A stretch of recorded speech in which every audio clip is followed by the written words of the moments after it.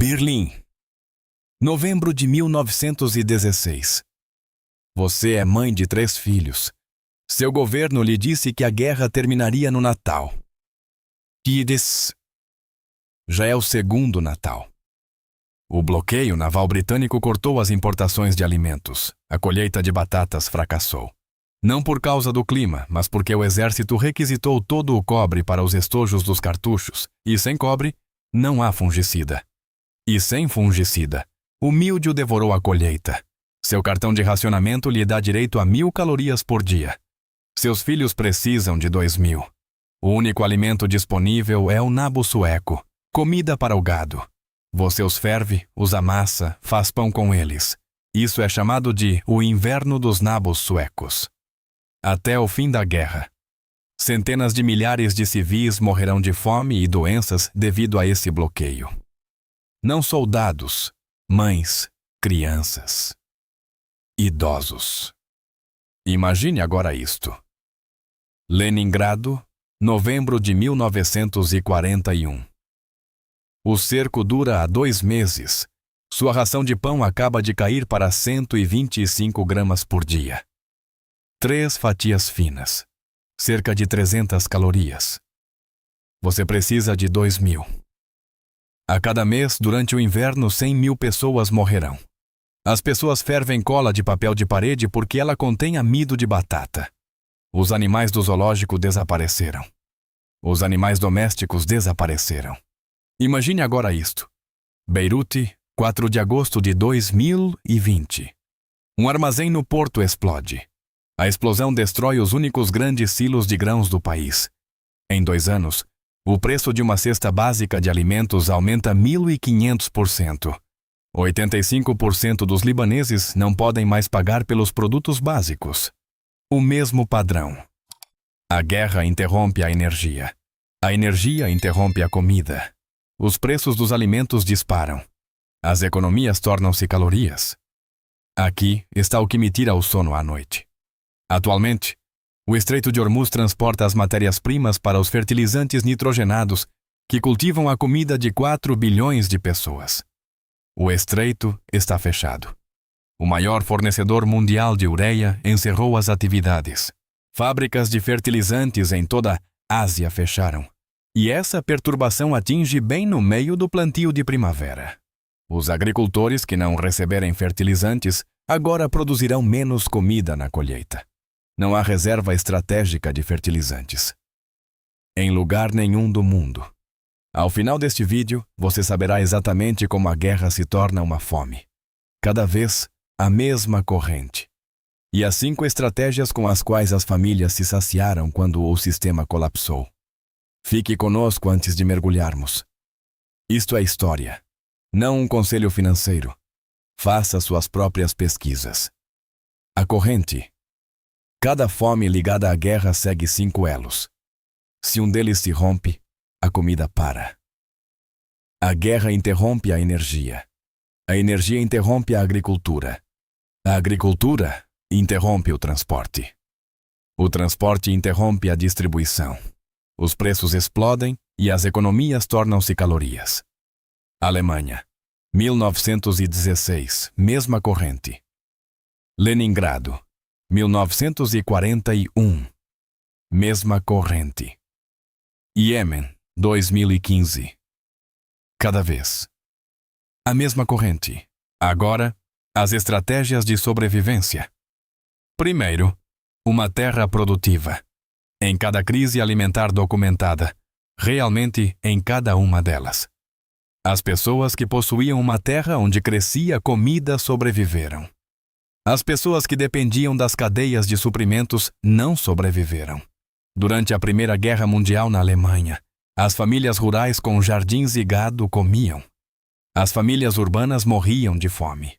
Durante o inverno da fome nos Países Baixos em 1940 e 44, as taxas de sobrevivência foram bem mais altas perto das fazendas. A fome matou 20.000 pessoas, quase todas nas cidades. Dezenas de milhares de crianças foram enviadas de Amsterdã para famílias rurais no campo. No campo, havia comida que as cidades não tinham. As terras agrícolas São o único ativo que não pode ser desvalorizado pela inflação, destruído pelo colapso de uma moeda ou tornado sem valor pela falha de uma cadeia de suprimentos. Elas alimentam você. Não importa o que o governo faça. Os alimentos estocados. Aqui está o que espanta as pessoas. Até 1944, 75% das donas de casa americanas faziam conservas em casa, em média mais de 160 potes por ano. Os jardins da Vitória produziam 40% de todos os vegetais frescos consumidos nos Estados Unidos. Mais de 20 milhões de jardins, 2/3 na cidade, não nas fazendas, em quintais, jardineiras, em terrenos baldios. É o que faziam seus avós. Eles faziam conservas, secavam, salgavam. Eles construíam um amortecedor entre sua família e a cadeia de suprimentos. O Covid mostrou o que acontece sem esse amortecedor. As vendas dispararam da noite para o dia. As prateleiras esvaziaram em poucas horas. Foi um choque de demanda. Todo mundo tentava comprar ao mesmo tempo. Uma crise energética interna é um choque de oferta. Os caminhões que reabastecem as prateleiras não recebem mais combustível. É pior. Um choque de demanda esvazia as prateleiras por dias. Um choque de oferta as esvazia por semanas. Pelo menos 3 meses de reservas de alimentos. Não porque uma crise dure sempre 3 meses, mas porque 3 meses lhe dão tempo para se adaptar antes que as compras de pânico esvaziem as prateleiras. Terceiro, as redes comunitárias.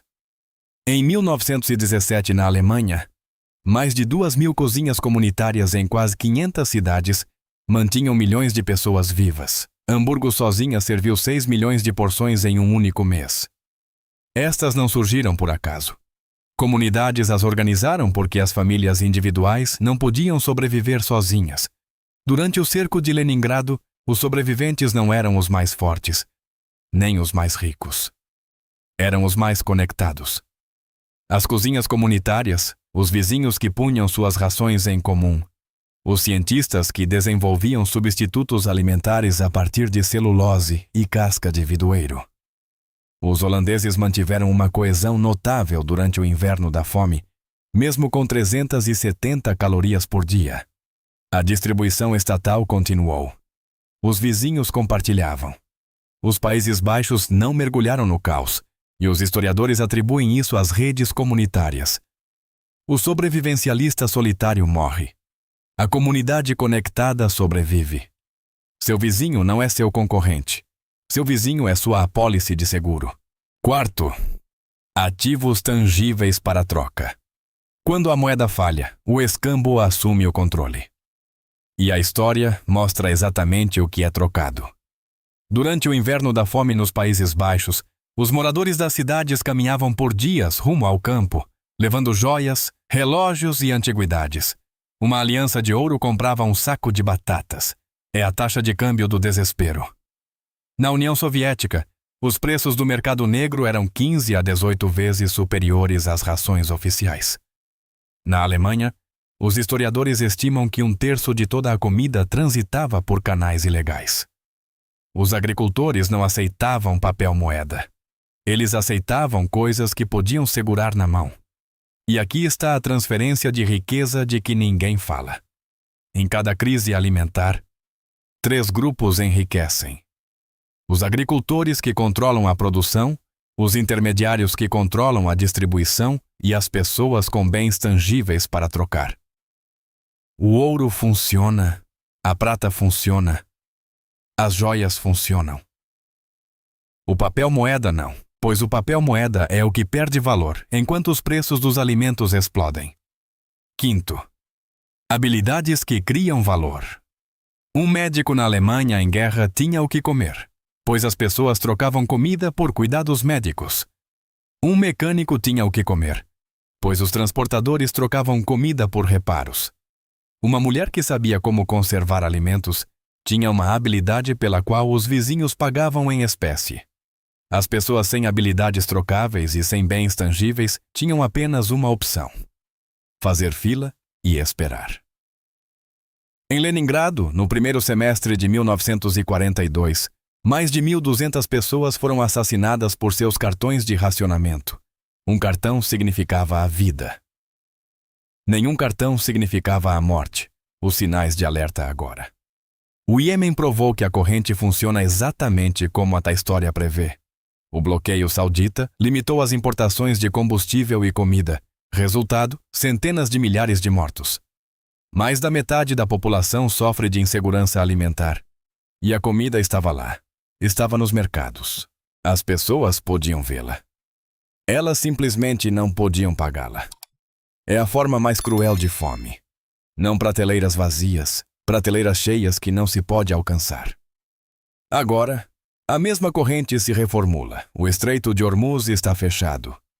As entregas de fertilizantes estão paradas. O plantio de primavera está ocorrendo agora sem fertilizante suficiente.